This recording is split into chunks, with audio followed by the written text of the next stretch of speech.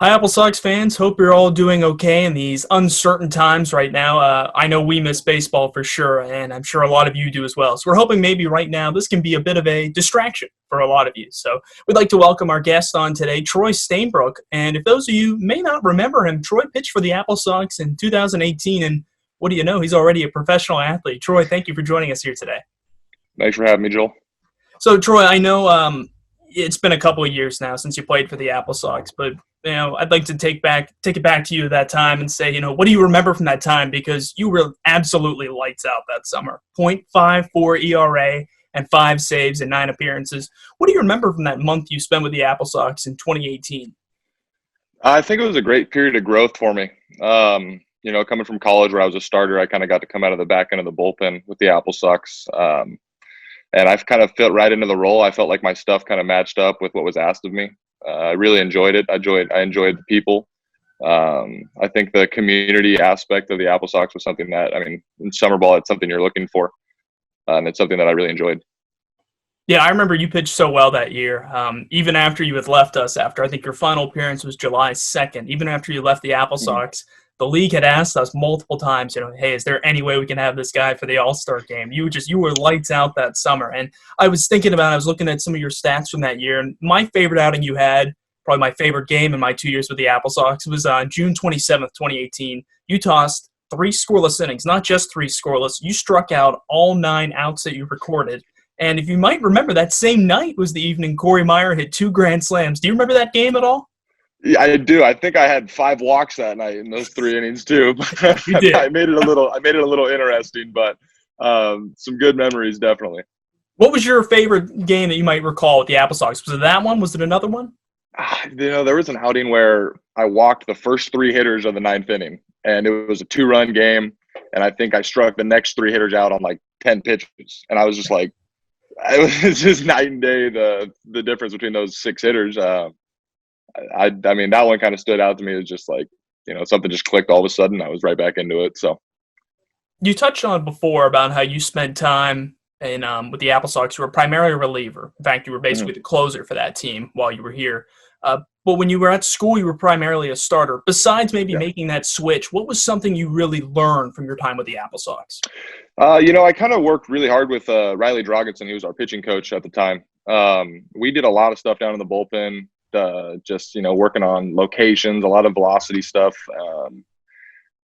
plyometric work, stuff before games that I really kind of got the body fired up a little bit. And that was stuff that I had kind of done. But as a reliever, it's kind of different because, I get hot and then I sit there for, like you said, 8 innings and then you're back out on the mound. And being able to kind of get the body fired up quickly again is stuff that I hadn't really learned how to do until that summer. And I think that's something that definitely led me to my growth that I had. So let's talk about your college career a little bit now. Now, as is the case for a lot of players who spend time in the West Coast League, you played at multiple colleges. You started out the Yeah. College of the Sequoias before transferring to Biola, and Mhm. you really saved your best for last at Biola, if I might say so. 2.11 ERA, struck out 53 and 41 in the third innings as a senior. However, your season ended early due to injury. Talk about your progression you underwent in your college career, not just in switching schools, but in what also you learn improving as a pitcher year to year. Yeah, I think that's something that one of the things that I credit my last year to is being up there in Wenatchee or that last summer. I kind of took that same mentality that I learned up there of just attacking hitters back into my senior season. And like you said, unfortunately, it was cut short. But I think it was just all mentality. I think I had the stuff all the way through college, good off speed stuff, all that. I think that just kind of getting into the mentality of, I'm better than these guys. I can go do this. I can do this at this level. I need to perform at that level every time. I think that that's something that I started to hold myself to. And that's kind of where I saw my most growth was definitely the mentality side of it. So after the season wrapped up, you get drafted in the 30th round by the Washington Nationals. And Mhm. just tell me what that was like, getting that call and realizing I'm a professional athlete. How cool was that? Yeah, well, it was a little. The injury made it a little scarier than we wanted it to. I think that obviously, with the whole elbow issue being kind of up in the air at the time, I was doing rehabs, and we weren't really sure if the rehab was going to work or not. The Nationals took a chance on me. I'm extremely grateful for that.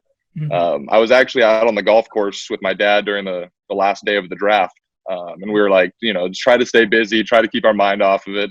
And I think probably around the 25th round, I looked at him, I said, I don't think it's going to happen. I think everyone's too scared of the elbow. And then I get a call, and I mean, I was a little emotional for sure. Definitely just like that, my life changed for sure. Very special day for me. Did they tell you what they really liked and why they picked you, even with the injury concern? I think they saw the potential. I think they saw that the growth that I had made throughout college, and coming back from this injury this season, if I can continue that growth, I think that's kind of where they want to see me go with it. I'm not sure what my role is going to be yet as far as starter reliever when I get back, but hopefully we'll see soon.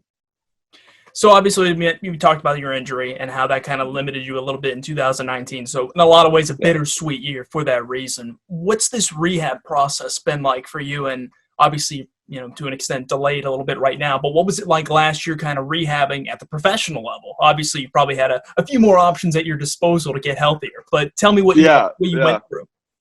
So right after the draft, obviously they fly you out to West Palm Beach, spring training facility where the rookie ball team is.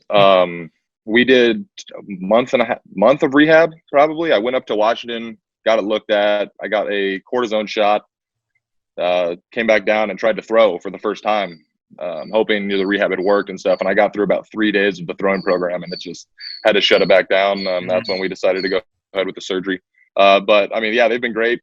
Doing the surgery at home in the off season is a little different than doing it during the season, with the training staff and stuff. But I mean, they've been keeping up their tabs with me and stuff. And I mean, we're on the same page with everything, and it's going down the right path for sure. So this spring was your first spring training, and about a month ago, you tweeted out a picture of you in your national spring training jersey at your locker. I mean, God, that had to be so cool. What was spring training like for you? Take a fan through what it was like, obviously before the shutdown. Yeah, well, I think I got there. Minor leaguers reported 8 days before we all got sent home, so it was definitely an abbreviated spring training to say the least. But I mean, it was so cool just being able to, you head out of the locker room to the stretching field and stuff, and you see the fans lined up, watching bullpens, just watching you guys stretch and play catch and stuff like that. I mean, that's an experience that not a lot of people get to have. And it just kind of, I mean, you see kids out there that are watching you guys, and I mean, you think of yourself, oh yeah, I'm in rookie ball right now. I'm rehabbing an elbow injury. Like, who cares? I'm a nobody right now, basically. But these kids look at you and they're like, sign my ball, and it's just so cool to be able to have that experience, to really give those kids that experience too. It's really they cool. see the logo and they just assume, he's going to be in the majors this year, right? Yeah, absolutely. Yeah. Awesome.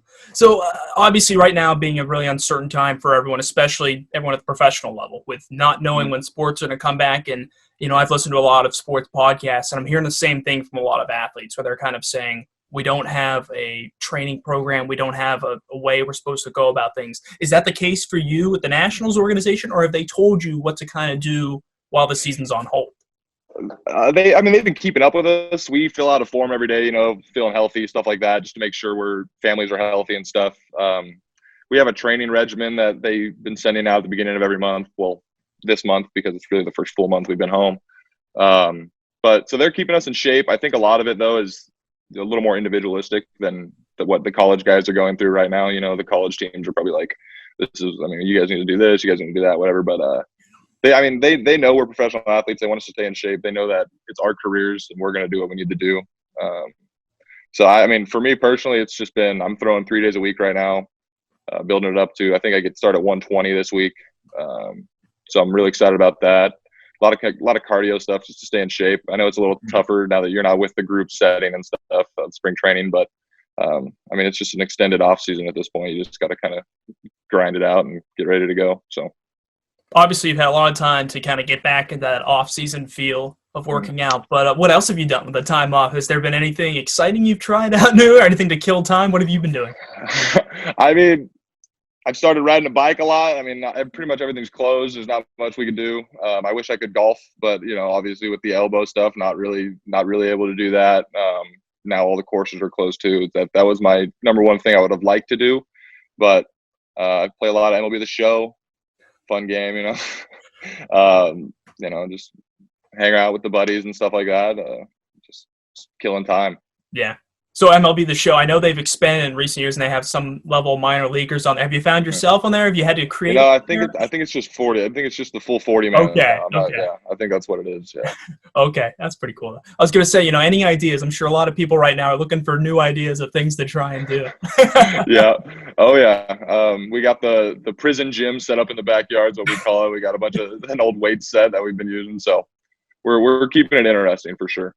So what did you do? Did you stay in Florida at the spring training facilities, or did you go back home? Where are you at currently? I'm home by Celia, California. Hmm. They sent us home, like I said, 8 days after we got there. Position players had been there for like 3 days, and I mean, it just kind of snuck up on us. I know the NBA canceled one night, and we're sitting there at the hotel, me and a couple of the guys, and we're like, we're probably going to get sent home. Like, this is getting bad. But it's just so unprecedented. Like, nothing like this has ever happened before. Hopefully, nothing like this happens again.